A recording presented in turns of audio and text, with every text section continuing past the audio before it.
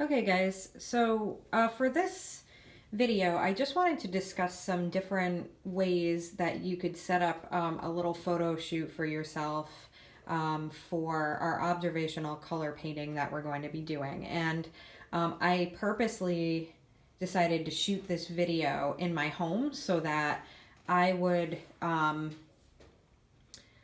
like as opposed to at school, so that I would have access to like similar things that you guys might have access to at home. All right, at school I'm definitely at an advantage because I have like a million gazillion still life objects and backdrops and all different kinds of lighting available.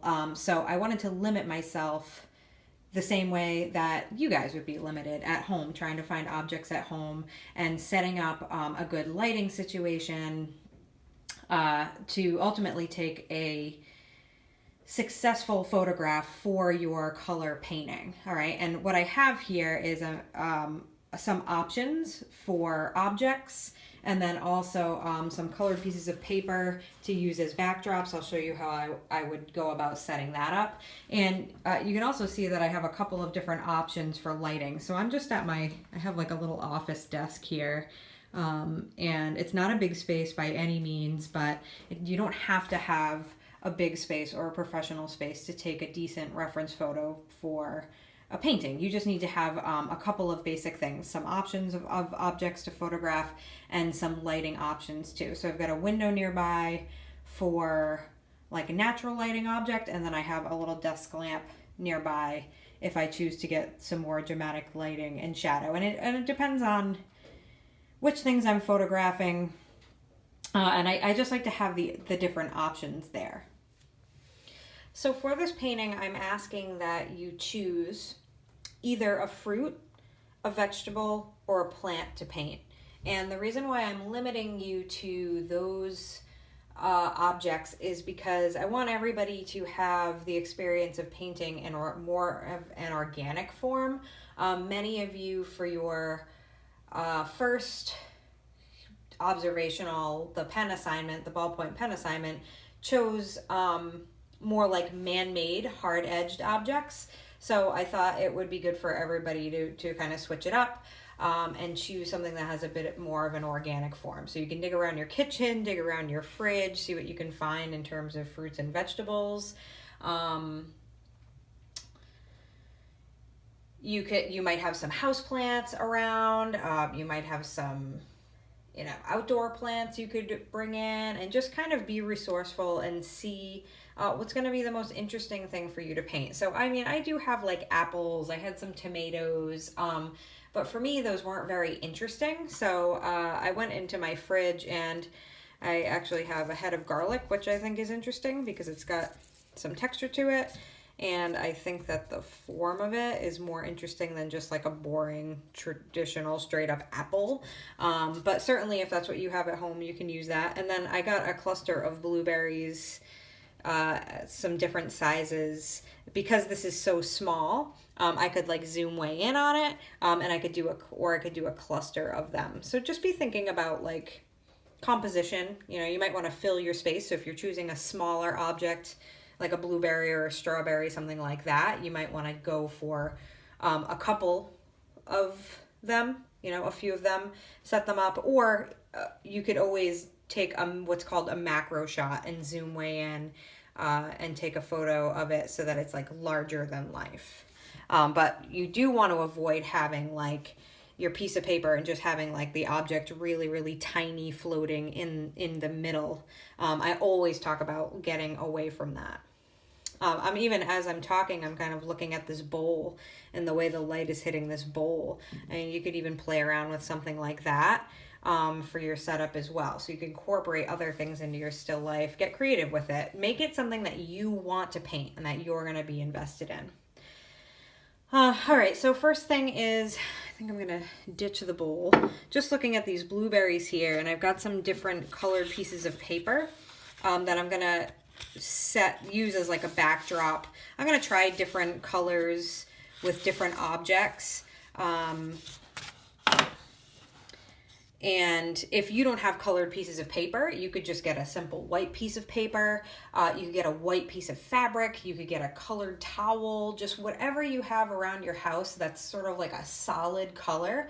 But you definitely want to be thoughtful about what your backdrop is, what your surface is. Don't just be like, okay, I'm going to set this up on this table and that's good to go. Now, if you like that, you can do that, but I would be just like choose something that is thoughtful. Choose something that you're going to be like going into this painting with a purpose, instead of just like, okay, this is on the table, it's on whatever arbitrary surface I can find, snap the picture and done.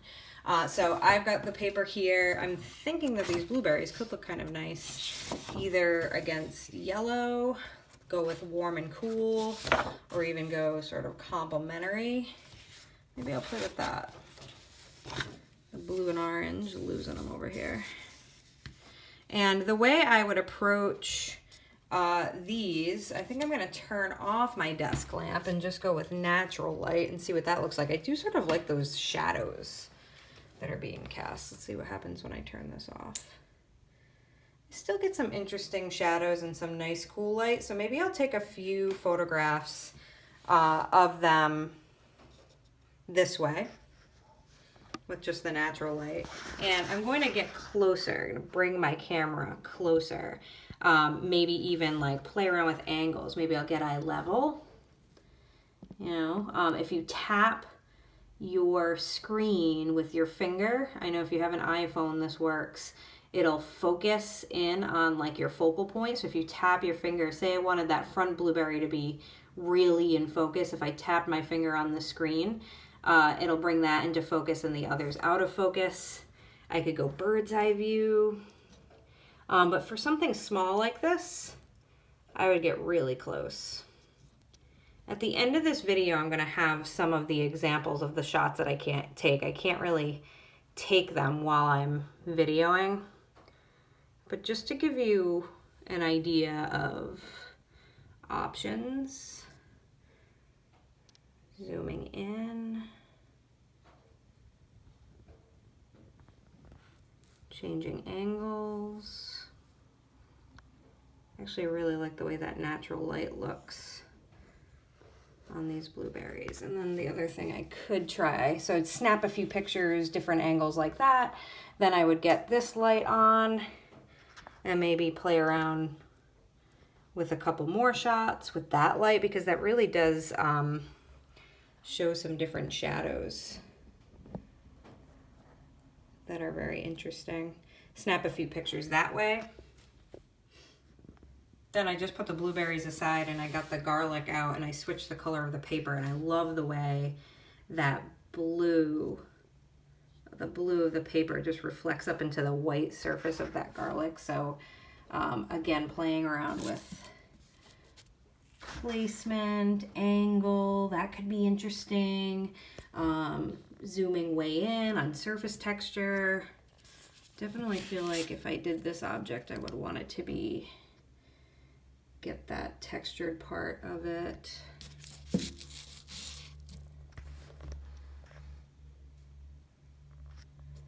Might even get another piece of this blue paper and just put it back here so that I can't see the other stuff. You don't want to have like a lot of clutter in your background, because then once you're painting it, it's like, what do I do with that?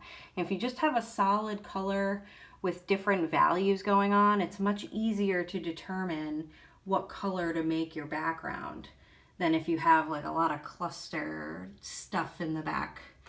Just makes the job much more challenging. So I would snap a few pictures of this from different angles. For something like this, I would probably zoom way in on an interesting portion. Even just something like that could be a really nice composition.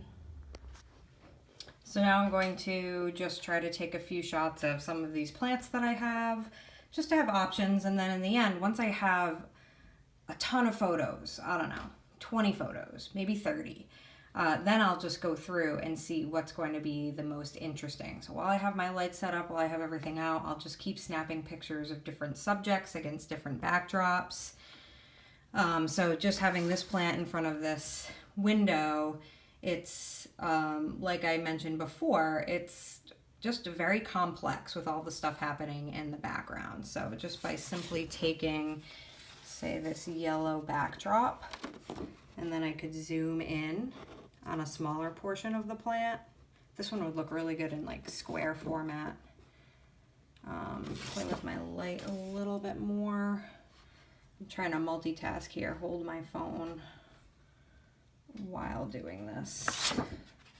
It's not the easiest, but I could play around with different shadows. I really like the way that leaf casts a shadow across the yellow.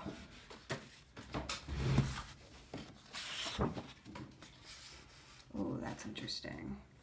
So like zoom way in on a portion of the plant, try to capture some interesting shadows, trying not to get the shadow of my arm in there.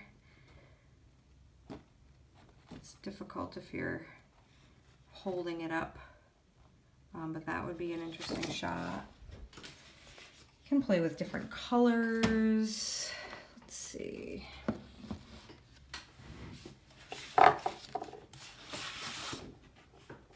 I wish I had a pink piece of paper. I always like the way plants look against pink.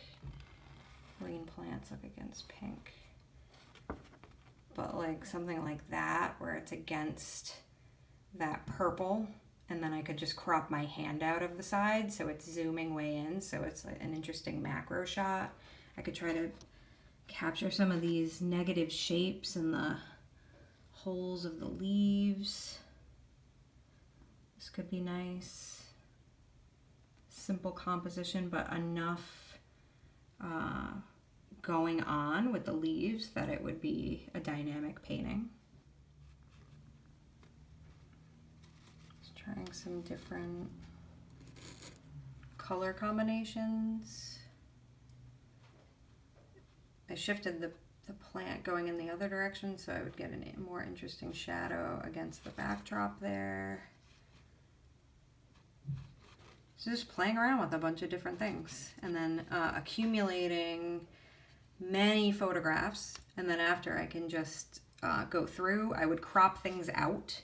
Like I would crop out that bottom part where the pot is, I would crop out the top where my window is showing through, and just try to capture smaller, more interesting compositional moments. Actually, even that is really cool. The orange negative space coming through the branches right there.